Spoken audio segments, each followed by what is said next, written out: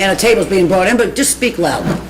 Mr. Craig would be willing to waive that his IAD rights due to the extraordinary circumstances that are going on based on my advice to him. And be tried separately from these two. Yes. Is that correct, Mr. Craig?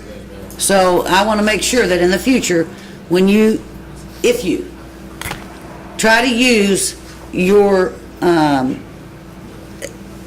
continued trial date, whenever we're going to give you that, we're going to play this back, and any reviewing court's going to say, well, Mr. Craig, you wanted a separate trial, and you agreed to waive your IAD rights.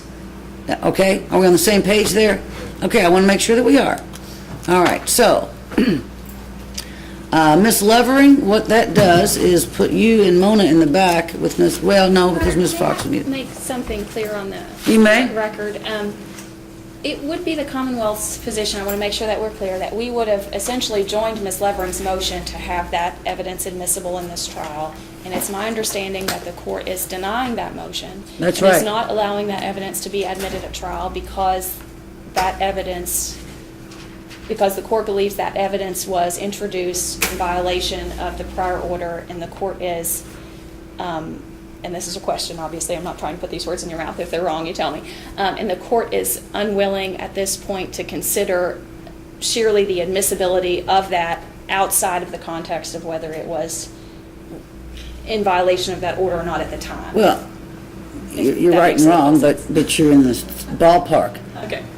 We got to look at the totality. Sure. The first trial was only against Mr. McLeod's client.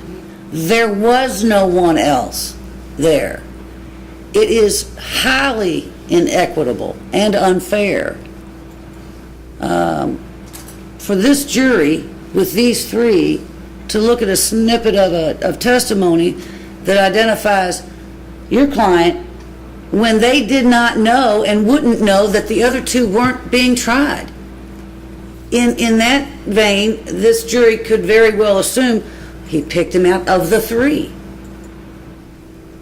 They're not going to be told, yes, we had a trial, it mistried. I mean, they will know there were other proceedings or some such, maybe. But not there was another trial and that it was only Mr. McLeod's client. And the court doesn't think it would be sufficient if Mr. McLeod was allowed to cross-examine that when you were asked that question, my client was the only one, the only black man in the room, and he was seated next to me, and No, Mr. McLeod, he was you asked to could do stand that? up. No, I agree. burdened that the first time, I agree with you. and I don't think I have to shoulder it again.